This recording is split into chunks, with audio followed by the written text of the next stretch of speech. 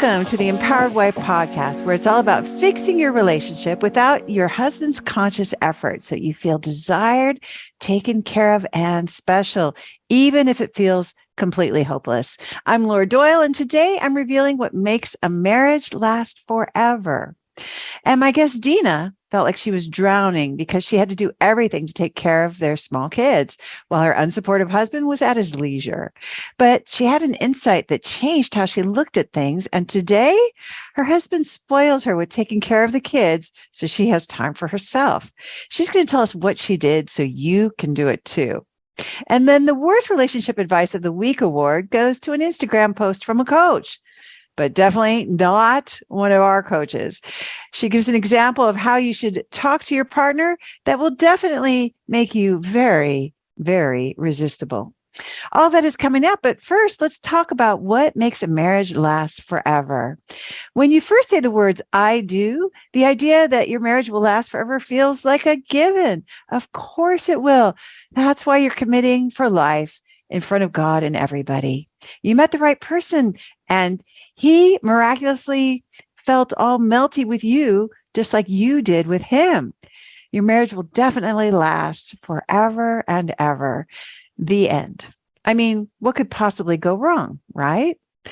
But then life kicks in and there's a misunderstanding, and you notice he has a strange way of doing things, or he hurts your feelings, or he gets very angry. Ooh, maybe he has an anger problem, and you notice the forever part seems longer than it did during that I do session.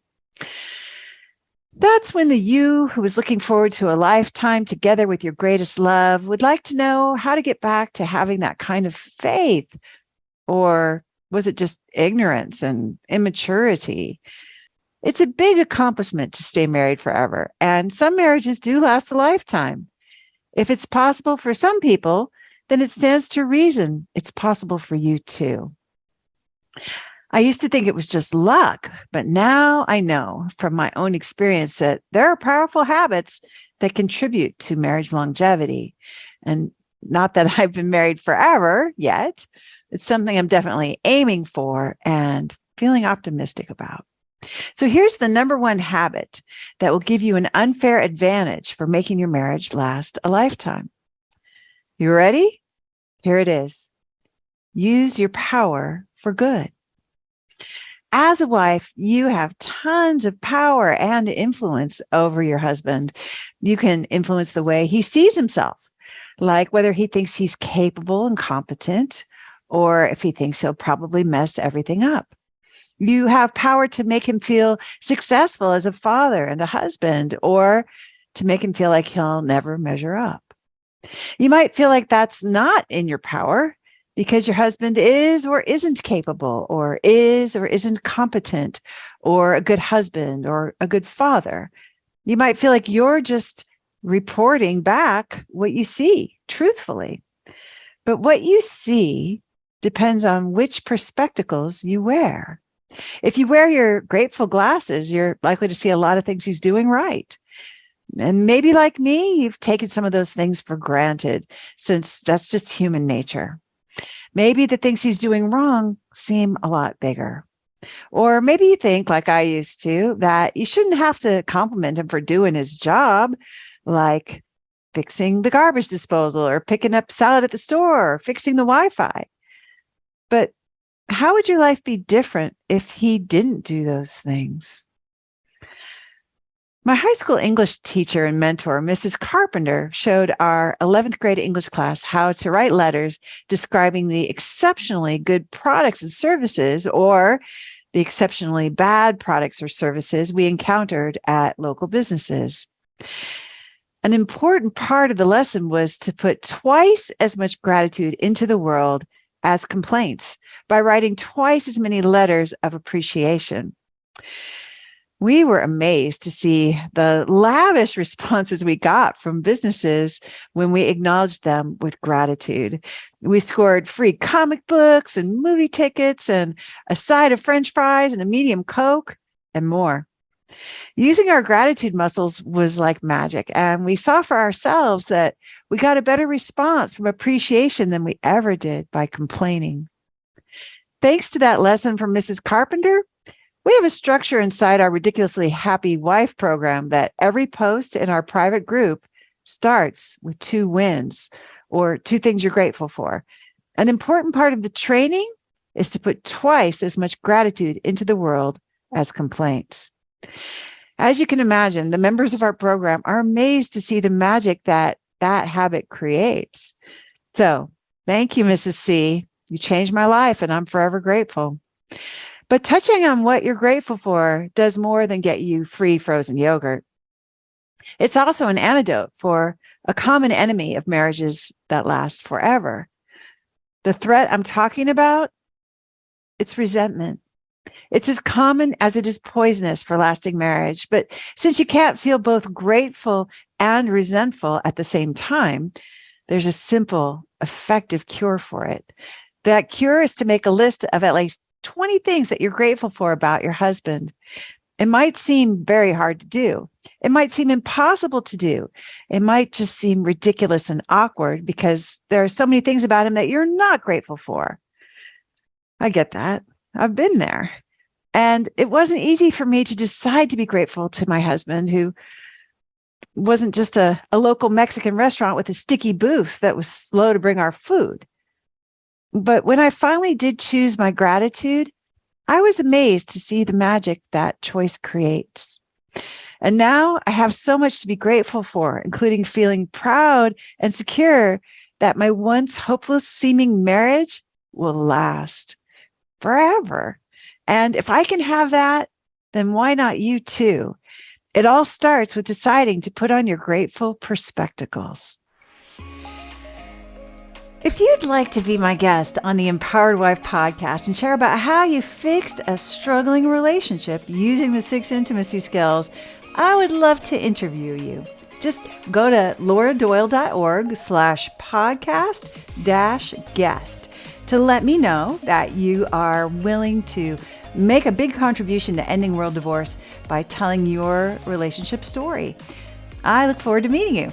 That's lauradoyle.org/podcast-guest.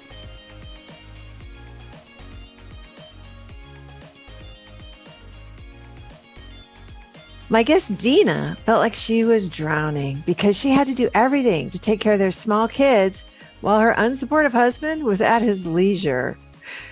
But she had an insight that changed how she looked at things, and today her husband spoils her with taking care of the kids, so she has time for herself. She's going to tell us how she did it so you can do it too. Dina, thank you for coming on the Empowered Wife podcast. I'm excited to have you here. Thank you so much, Laura. It's my honor. Well, we'd love to hear what things were like in the bad old days in your marriage. What was going wrong? I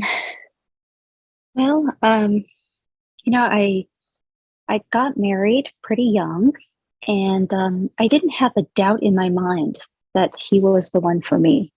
I was just so certain. It was so beautiful. We were so in love with each other.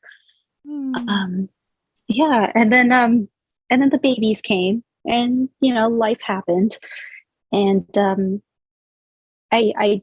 I guess I didn't know how to ask for help, and I took it all myself, and I started really slaving. I worked full time, and I had dealing with the babysitters and dealing with getting food on the table and getting the kids dressed and getting them clothed. And the worst, my biggest issue, Laura, was Sundays. Like over the weekends, I felt like the kids should go on a family outing. Like we should all go somewhere, to the zoo, to a science museum, to a park. And my husband didn't have that need.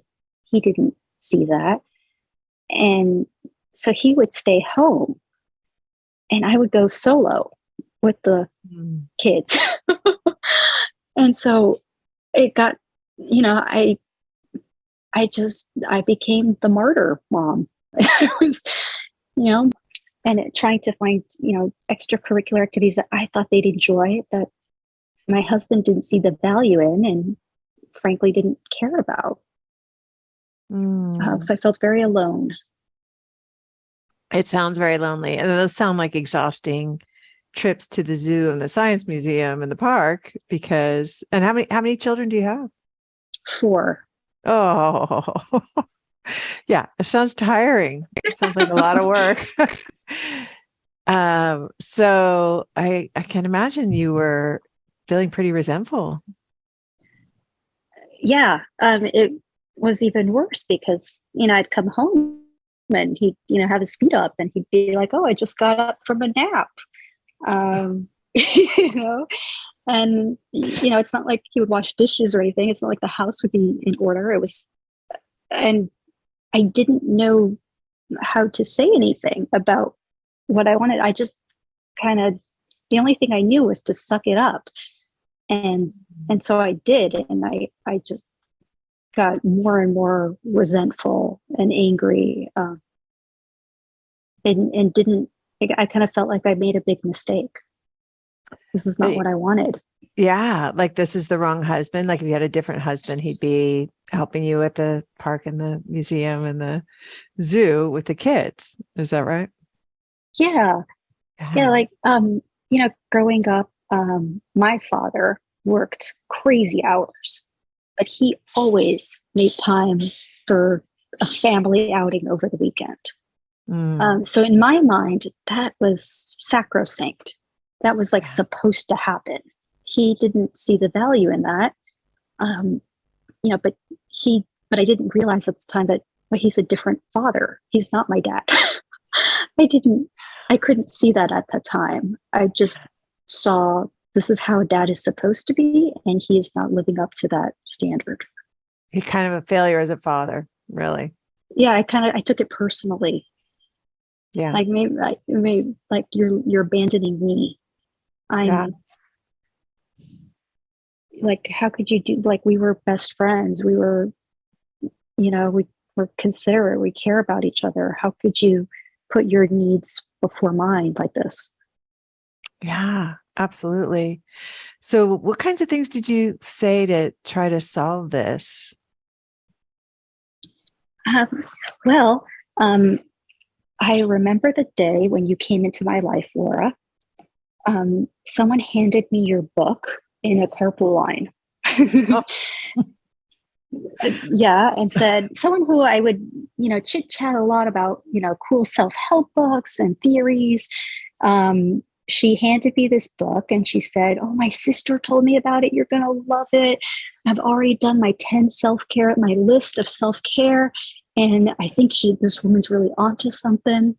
Hi, Dina, you should read this book. You're going to love it. And you had a different title for the book in yes. those days, and this Yes. was probably like 6 years ago. It was First Kill All the Marriage Counselors, which Right. I love. I think that's an awesome name. You got my joke. I appreciate it. It's now called The Empowered Wife, but yeah, I thought that was funny. Not everyone thought it was funny, but thank you. Oh, I thought it was great. And I read that book, um, and it was so insightful. And I learned that I was responsible for my happiness, and I couldn't expect my husband to make me happy.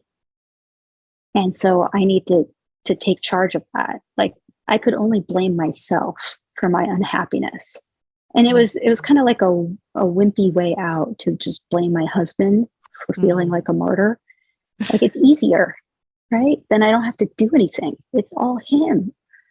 But after reading your book and realizing about self-care, I had the courage to to put myself first, Mm. and in certain areas, yeah. And it started with taking a Zumba class, um, which I had never done before. I had never done anything for myself, and it shocked me that my husband was totally for it. Like when I asked, hey, I'd like to take a class, can you be with the kids on your own? He didn't bat an eyelash. It was like, okay. I So love it. So you were expecting a different reaction from him. What did you think he was going to say? I thought he would complain. I thought he would get annoyed with me. Um, Like you were because this was shirking your duties as a mom if you right, okay. right. Yeah. I, Yeah. I didn't realize that it was like self-imposed suffering, Mm, like that he was there and willing to help if I just asked for it. yeah. Yeah. What a bummer.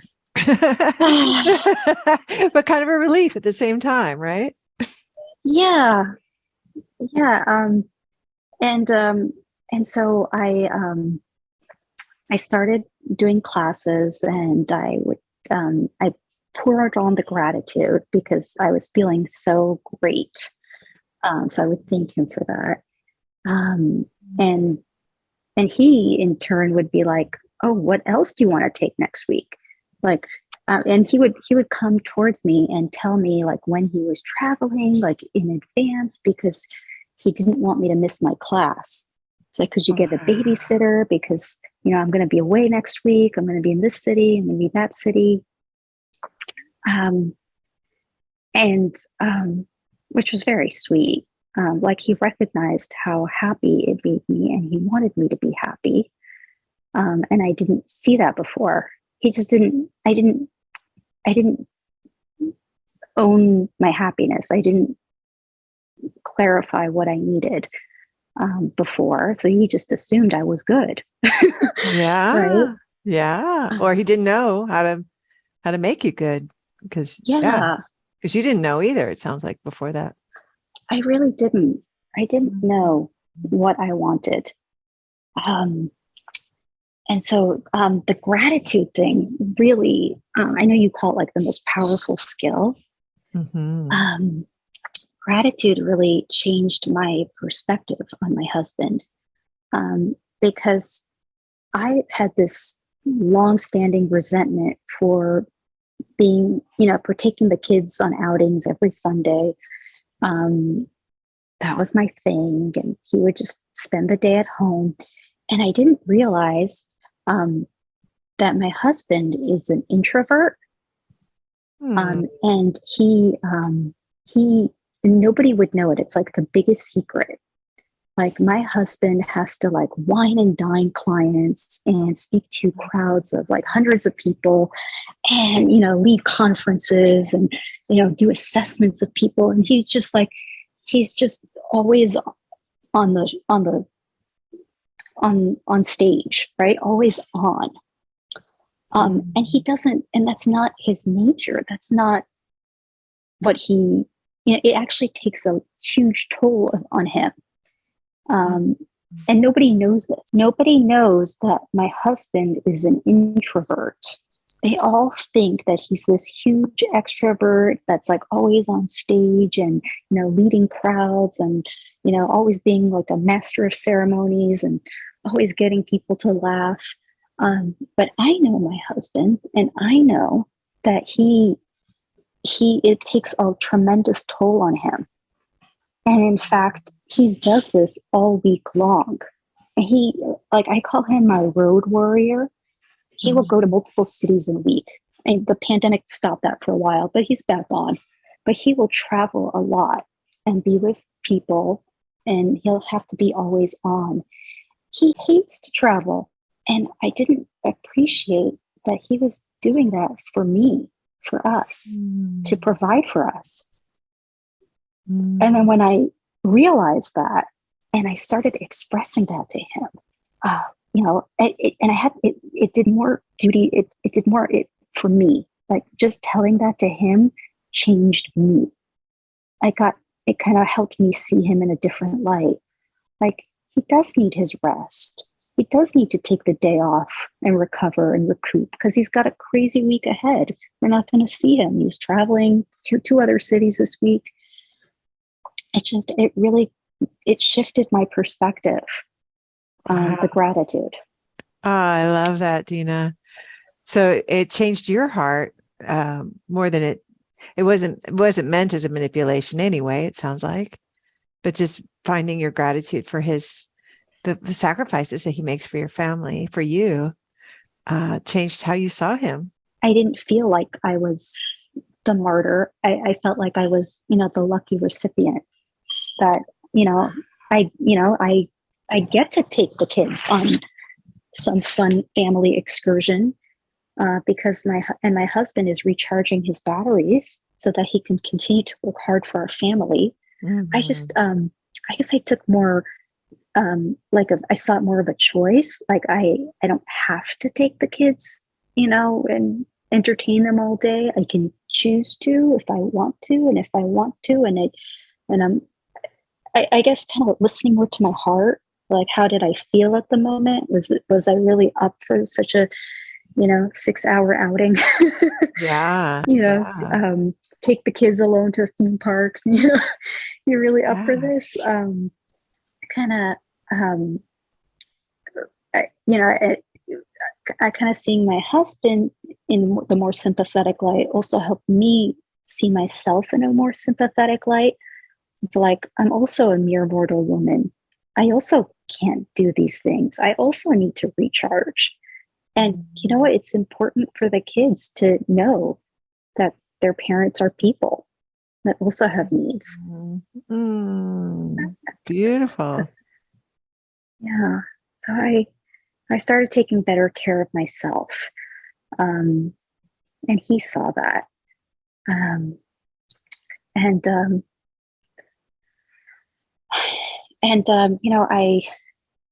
I always I knew your skills were working because I wanted to go back home and visit my parents, and I expressed that desire to my husband. And he said, "Oh, sure. We should go for winter break. Like, that's a great idea. Let's all go." Great. Um, and I was super nervous because every time we had gone back to my parents, um, we would get into a big fight. I don't know what it is, but that was just, combustion. Was, I don't know, the stressors of being by family always Mhm. caused us to have some fights. Um, and in this trip, um, I I really relinquished control of my husband, um, and I took it as he's taking a vacation, like he's resting while I'm spending time with family, and we're doing this together, but we have different objectives. Mhm. Mm. I went out with my family. I went with my sister. I went to visit my aunt. I went to on all of those outings, and Mm. I wasn't resentful about it. It was just like, okay, I guess in wanting him to come with me on all these family trips, there was an element of control. And I felt like Mm. this is how it's supposed to be. You need to come with me, so you better come. Mhm. Mhm. Um, And you changed that up. and I can't make him come. No. No. Yeah. Whereas, like, okay, you, yeah, yeah. I remember I used to be more horrified, that my husband would not participate in these family outings. Like, my whole family would go to a ranch for a weekend getaway, and my husband would say, like, "No, I'm not. I'm good. I'll stay here." And he used to irk me like Oh no end. yeah. I was Yeah. embarrassed. Yeah. So, I mean, this is the history that we have of these family trips, and this trip was different, Laura. It was New Year's Eve. My parents they had bought a murder mystery board game, Oh. and Yeah, they invited friends over for like we were going to have a party. We were all going to dress up as roles and do this murder mystery enactment. And my husband said, "Well, I'm not doing that." It's like not interested. And the old me would have tried to force him Right. to participate. Like, come on, be nice, just do this. But I just said, okay, all right, well, I do. So I'm going to be doing it. And he ended up buying fancy cigars and liquor and ended up having his own kind of man's party on the deck. And some the guests went outside and partook, and it was a different vibe, but it was still united, even though it wasn't my parents' party. He just kind of brought this other element to the party. Mm-hmm. And that was at the onset. And then we did the whole murder mystery, which was, by the way, very fun. Yeah. Yeah. And then by midnight, because this was New Year's Eve, he joined us with a bottle of champagne that he had bought. So he contributed to the party in that way. He participated. And so I didn't feel like I didn't feel embarrassed. I just felt like, okay, not everyone is into murder mysteries. Right. That's fine. I am. I'd like to do it. And so that trip in my mind stood out as evidence that your program works.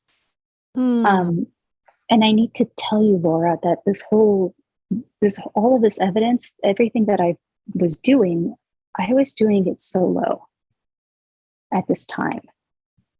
So this was me just listening to your audiobook, and I would listen to it day in, day out.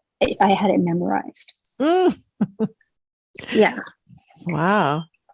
You were just on your own with the book. Yeah. Yeah. And I saw the transformation. It was so amazing. I actually lost my diamond ring. One of the prongs broke, and I lost the diamond. And my husband wanted to replace it, and he actually like re-proposed to me. He got down on one knee, and proposed to me again. Wow. Will you marry me? And yeah, it was just, and Laura, he didn't do that when we first got engaged, when we really got engaged. He didn't get down on one knee. He got down on one knee. And I know that's the book. And that was me solo. And this was about 6 years ago. So I have a long journey with your program. I didn't have your program, and so I fell off the bandwagon. I couldn't keep it up. I guess I needed more. You're not the only one. That seems to be a common story that we hear a lot. So I appreciate you being so authentic about sharing that. So what happened? So things started to become personal again and hurtful, and things quickly went back to the old ways. And I always knew that there was this solution out there, that I had experienced, marriage nirvana. I knew it was possible. But kids are getting older and work responsibilities, and I lost my touch. And things they weren't as sweet. They were better, but they weren't as great. And then I had a big trauma happen to me. And I say to me, but that's completely not fair. Big shocking news happened. Um, my parents announced after 45 years of marriage that they were getting divorced. What? Yes. Wow. Yes. And Dina, this that's unexpected. So unexpected. Must have been shocking. completely shocking. I don't know. People like I thought they were happy. I'm was like blown away. Like, how is this possible? Um, Wow. they had kids and grandkids together, and it was. I mean, I just thought they had this beautiful marriage. I mean, maybe it wasn't what other people expected, but I thought they had like this understanding with each other, and they were happy. Um, and to hear this news, it was kind of like my childhood like ripped apart, like my childhood Mm. dream, right? Like ripped into Yes. pieces. It's like Yes. everything I thought was like pure and beautiful turns out was not so. Mm. Yeah. Um, Heartbreaking. and Yeah. completely heartbreaking. Um, and when that happened, I knew the solution, Laura, right? I knew there was a way to repair this. Um, and so I I joined RHW. I joined your Uh-huh. Ridiculously Happy Wife program because I knew that this works. And I remembered enough. I wasn't so great about being on my paper, but I remembered that, you know, we have to kind of respect, stay on our papers. And so I joined it for myself, Mm. to refortify myself. Um, and and it was so healing. Um, and it was just so beautiful because here I was experiencing, this 45-year marriage being taken apart. And I'm hearing of all these women fighting for marriage and healing their families. And I so desperately wanted to heal my family, but I couldn't. I couldn't heal and it wasn't my job to heal my parents' marriage. But at least the least I can do is I can heal my family. Um, and so I, I did get several sessions of coaching. I've had amazing coaching sessions. I've been in your program more than a year now, the Mm. RHW. Yeah, Yeah. and I've had I've been selected for on the group coaching calls. And one of those calls, I did share about my parents getting divorced, and the coach made me realize that I wasn't on my paper. I was really pressuring my mother to fight Mm. for the marriage because I so desperately wanted to fix it, and I thought that I could. I thought it could be fixed. Mhm. Um, and the coach made me realize um, that that it wasn't my place. Um, and I had to apologize to my mother. Oh. Uh, and it did bring us closer. Mm. I so desperately wanted to save my parents' marriage. Yes. Even my siblings, they couldn't understand me. They would tell me like, Dina, mom has to have some self-respect. Why do you want her to do this program? And and I told them, there's no good outcome here, right? Divorce is ugly and awful, and fighting for a marriage is probably the process is probably going to be ugly and awful and uncomfortable. Like they're both not comfortable solutions. So why not take this route and save our family? And Mhm. I really did think that it sounds so silly now, Laura, but I did think that I could force them to get back together. Mm. Mm. Yeah. Well, I I'm kind of with you. Like as you're telling this story, I'm like, because I remember you coming in and your parents' divorce. I remember you being in the program and talking about that, and it was shocking and heartbreaking. And I remember having a lot of hope that you could be an influence on your parents. And I hear you saying there was your own journey was in there that you wanted to control it. As any mere mortal woman would want to, right?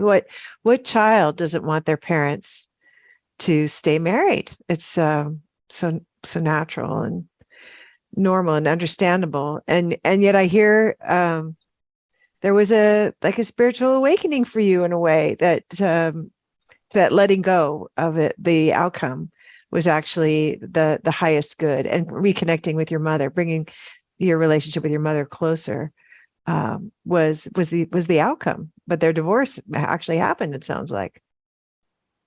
It did happen, Laura. And your program helped me get through it.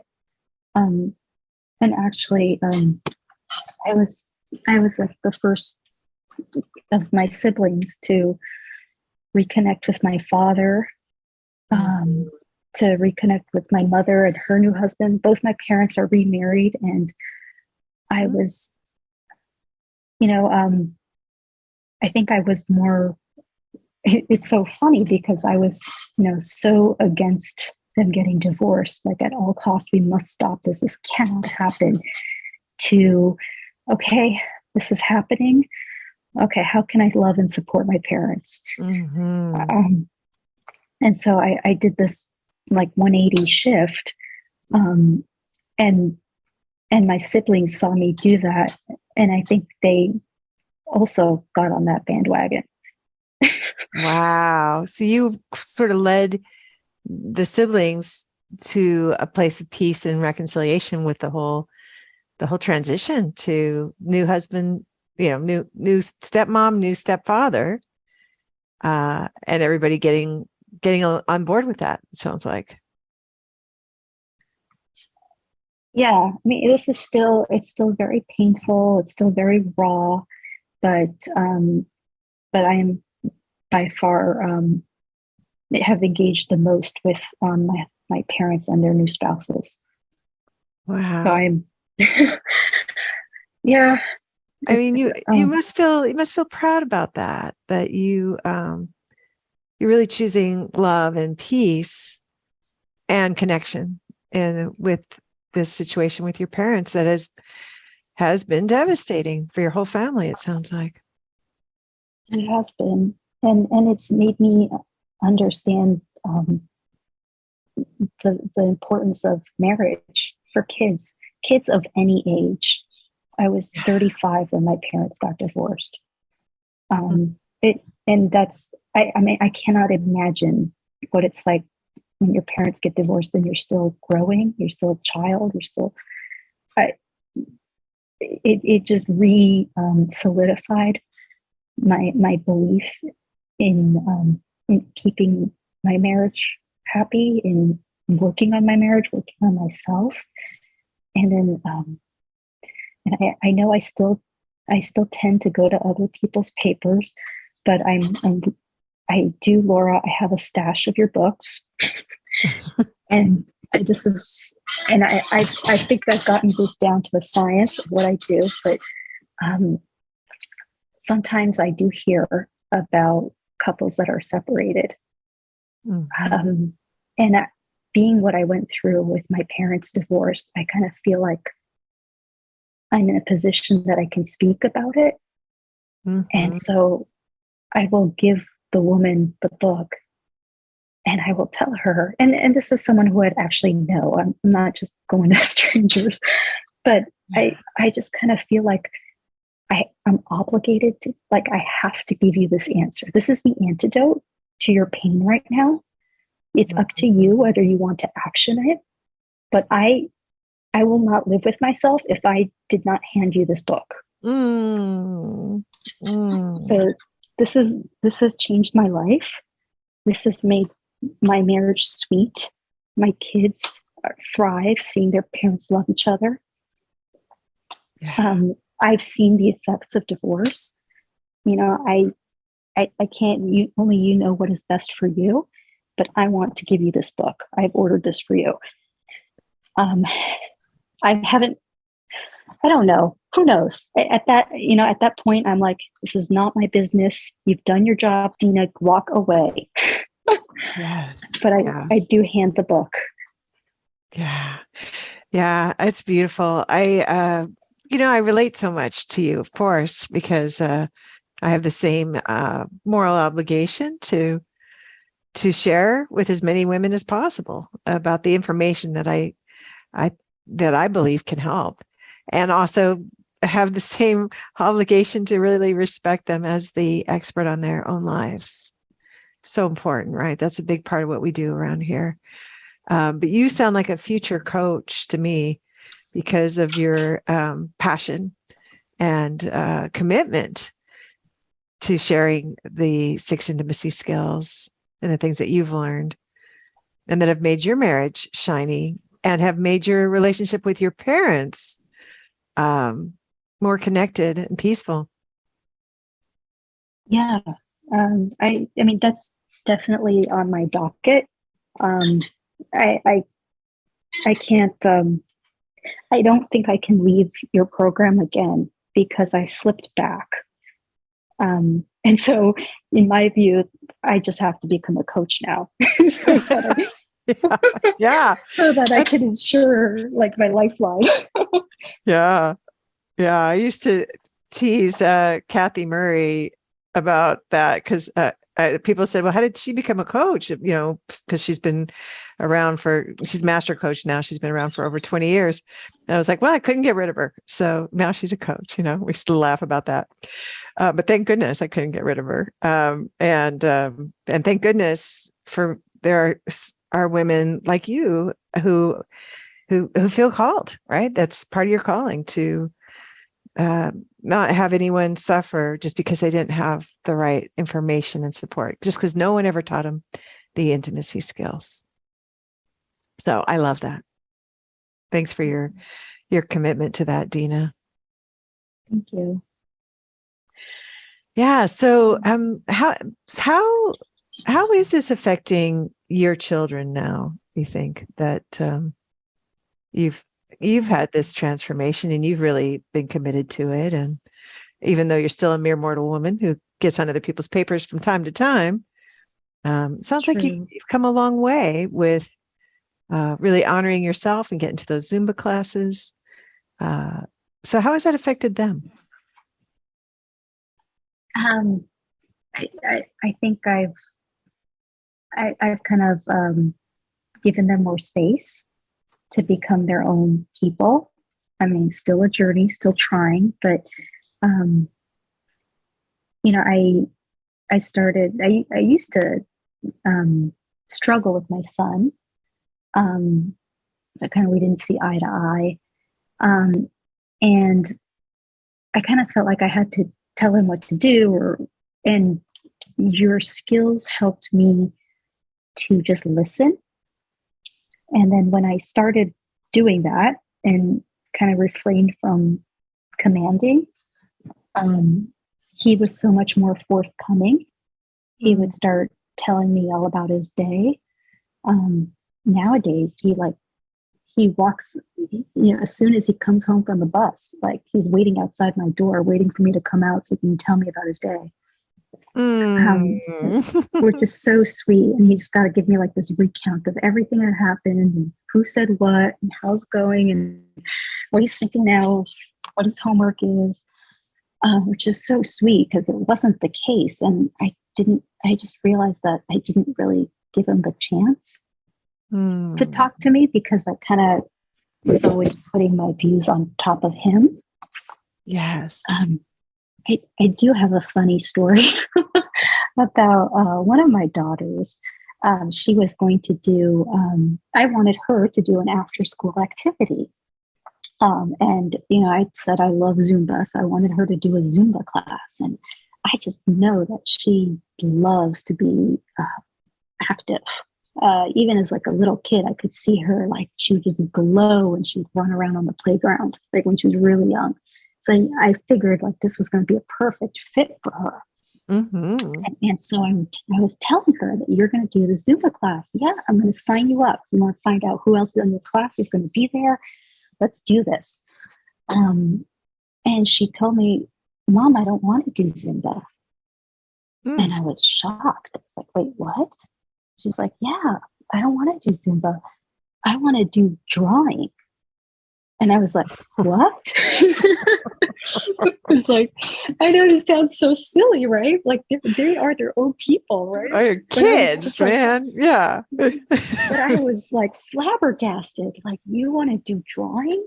It's like, yeah. And I was like, okay, come on. Laura Doyle, Relinquishing control, support her. She's developing her own interests. Fine, honey. Okay, you can do drawing. I'll sign you up for drawing. I have to tell you, she came home. She ended up doing like 2 semesters of this drawing class. And every week she would bring me this drawing, and I ended up like taping them on the wall in the kitchen. Where today she's got like this mural, this wall of her artwork from her drawing class. And my daughter is like this artist, you know, and I say how much I comment to everyone about, come see what she's done, come see what she's done. This is her latest. Look at the technique. And you know, the old me, I would have tried to force her into something that I thought was right. And not give her the space to, and not even, I would have squashed it. Like, no, you're not doing drawing. Oh. Yeah. But so, no, just really respecting, but listening to her desire and honoring that, instead of having your own agenda for her. Of course, every parent has, you have your hopes and dreams for your kid, and your ideas of what you think is going to make them happy. So I hear just a beautiful mothering moment where you really listened, and that turned out to be very important to your daughter, it sounds like. Yeah, like I would have denied her that. Yeah. One time with my son, you know, and my husband makes fun of me with this, but he got like some standardized test scores back. You know, every state's got their own way to assess how the kids fare against each other, like in what percentile they're in. Yes. And my son, he happened to be really strong in math. And of course, I was super happy, right? And I told my husband, like, hey, we have a genius on our hands. I told him, we have to develop this. We need to get him into some program. Like, this is amazing. Future, like, stand down. Like, don't make him hate math. He likes math now. Don't take all the joy out of it. And so I had to think about that. Like, okay, he's right. He's right. Darn. And then he's so right. He's so on to me. But Laura, I didn't put 2 and 2 together, but I realized my husband, my son is this like master Rubik's Cube player. Like, he loves to solve Rubik's Cubes, and like more and more challenging ones. And he's like, he competes with people online on like how quickly they can solve them. And it occurred to me, that's math. Like, he is using his skill.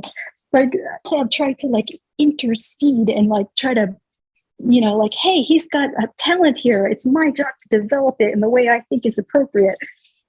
But I don't have to do that. Like, he can do that on his own. He's on his own going to figure out. Yeah, he's attracted to that game because it's something he's good at. Yeah, and it's fun for him. Yeah, I love that. So you bring a very generous mothering perspective to your kids now, it sounds like. Yeah, I try to really give them the space. And it's hard, Laura. It really is. Yeah. It is. This is still the journey. I think the hardest thing still is to always know what I want, and to listen to like you say, the beat of my own drum. what's on my paper? This this past weekend, my brother lives in Bolivia, and he made a party, and I was going to go, and my flight got canceled, and I didn't know what to do because I had this flight and it was perfect and I was going to be there, and my ticket got canceled, and and I didn't know if I should redo it or, and my husband kind of was indifferent, like, do your own thing. I could tell he didn't want me to go. And so I didn't pursue it, and I didn't get another ticket. And so I missed this party. And this whole weekend, I've been just a grouch. And I didn't know why. My husband wanted me to go with him to a store.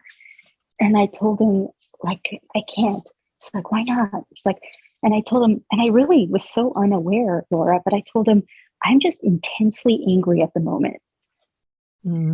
This was yesterday. I'm like, okay, well then don't come with me to the store. Why don't you stay home?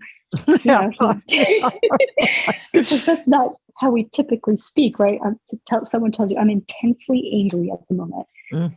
Like the whole weekend, I was so weird, and I slept in, and I missed an event on Saturday morning. I didn't even realize that I was acting out, this is so mature, right?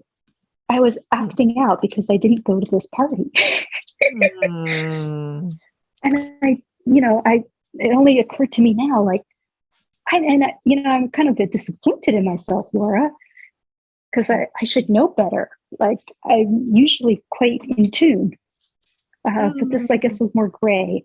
And so, it just goes to show, like, this is still a journey. Like, I'm nowhere near where I need to be. And I've still got a long road ahead. Oh, Dina, I love that story, though, because it's true. I think we're never more intensely angry. I know for me than when I've let myself down, like by not honoring my desires when I have the opportunity. And that's what I hear you saying too. Like you could have rebooked that ticket. There were some obstacles, but you kind of let yourself down, it sounds like, and you were mad about it. Yeah. And the worst is that I can't blame my husband for that. No, isn't that the worst? It's the worst. Yeah. That would be like the easy way out. Yeah. It's his fault. Absolutely. Well, what do you think you would say if you could go back in time now and talk to Dina from before and tell her what you know now? What do you think you would tell her? I would tell Dina that the negative thinking that the thoughts that I'm having are actually creating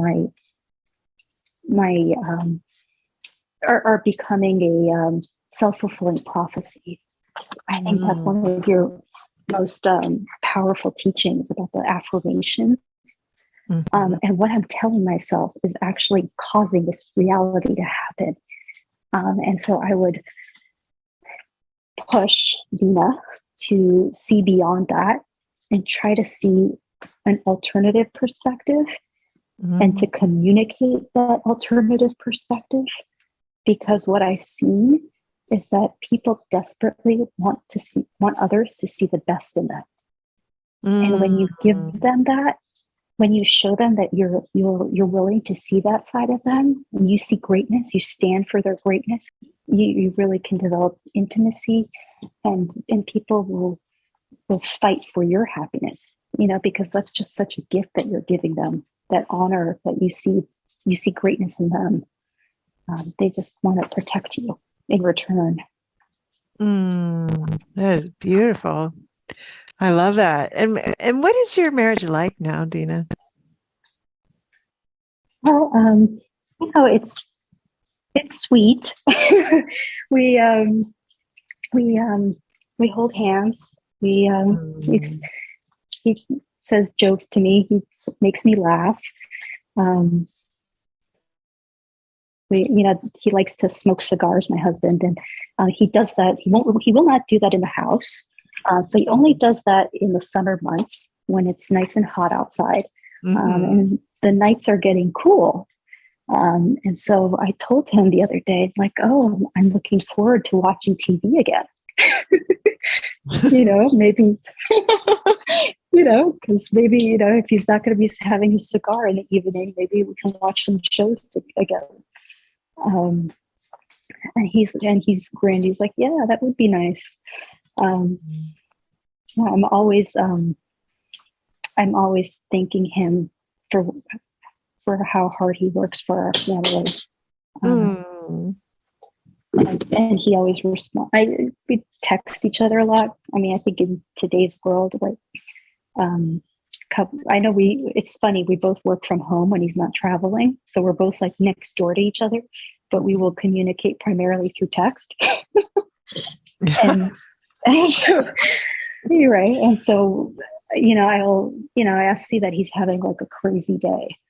And I'll thank him for working so hard for us, for being such a great provider, because he really has.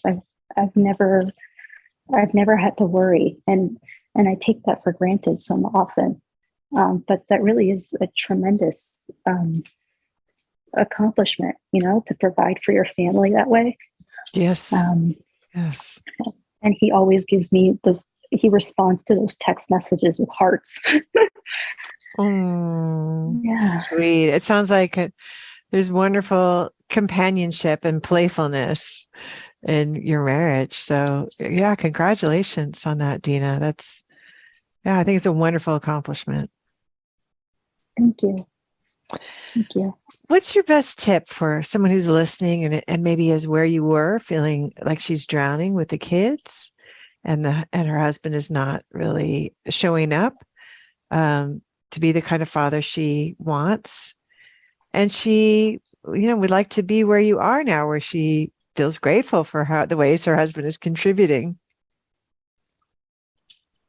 I guess it would be to just stop doing it all. I didn't stop. I didn't realize that was even an option. So there's probably women out there who also don't realize, like, it doesn't all have to be on you. If you're constantly, I guess I didn't leave space for my husband to rise up and be a hero because I was just taking care of everything. And I thought that was a good thing. Right.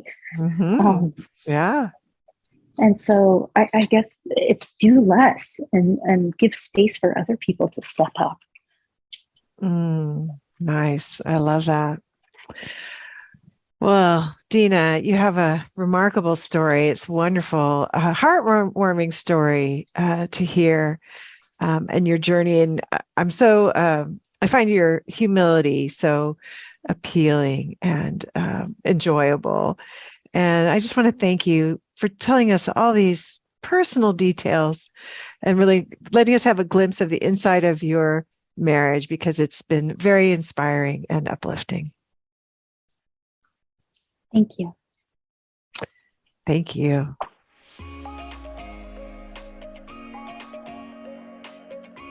If you're wondering how to get started with fixing your relationship and making it shiny again, then you need a roadmap.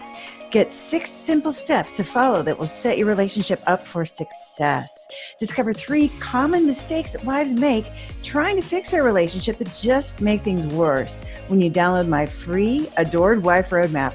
You can do that at getcherished.com. Go to getcherished.com now to get your roadmap in minutes.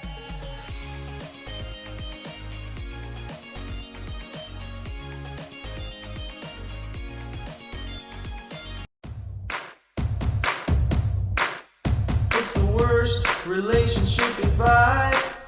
The worst relationship advice. Yeah, it's the worst relationship advice. The worst relationship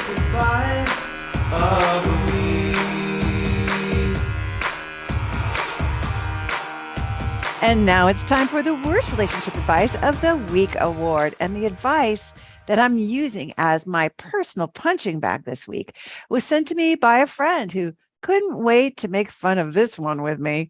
It's a picture of a social media post about how to choose boundaries. And it's followed by 4 worthy worst relationship advice hopefuls, all of them vying for this unprestigious nod. So I really agonized about which one to pick.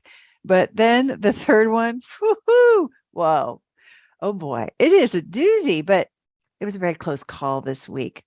And this is your shout out, my friend, for sending me these examples of seriously detrimental advice on social media. I know you love me and I love you too. And the advice in this post on how to use boundaries says, you should say to your partner, it's not helpful to keep bringing up issues we've already resolved. It only makes the current disagreement worse. Please stop doing this. So the issue is all resolved as far as you're concerned, and yet your partner keeps bringing it up, even though you've already resolved it. Why would he do that? Could it be that it's not resolved for your partner? Because it doesn't sound resolved at all if he's still talking about it.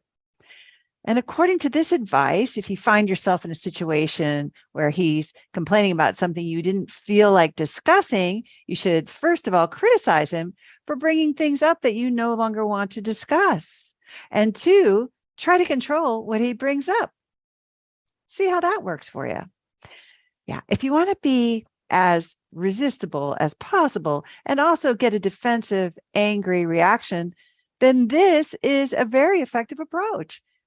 I know, because I've tried similar things, and it was a great way to amp up the drama at my house and to become an insufferable shrew, and also to abandon myself too, right? Being on his paper. And it was also a way to crush any chance of feeling intimate with my husband because I had dismissed him, which is disrespectful. Another possible response to someone who's bringing up an issue that you thought was resolved is to just listen, not to agree or disagree, but just listen. You could even listen for a heart message. What's that? Well, a heart message is what's underneath what may at first sound like a complaint or a criticism. For example, if he's saying, nobody appreciates what I do around here, it could be an awkward plea for acknowledgement for all he's contributing. Maybe it is. Or if he says, you shouldn't drive there by yourself, is he being overbearing, or is he just trying to protect you and the kids, just trying to keep you safe? Listening for a heart message is expecting the best from a man that you know wants the best for you and is in your corner. It's both a form of respect and a decision to focus on your gratitude. But there's no trace of either of those virtues, respect and gratitude, in the sentence, quote, it's not helpful to keep bringing up issues we've already resolved. It only makes this current disagreement worse. Please stop doing this, which is why it is the very, very worst relationship advice I have heard all week. Listen and subscribe to the Empowered Wife podcast. Next week, I'll share 3 signs that your marriage is in trouble. And in the meantime, I hope you're having lots of fun. Today's fun fact is that when I asked John for his thoughts on what makes a marriage last forever, he said, brushing your teeth.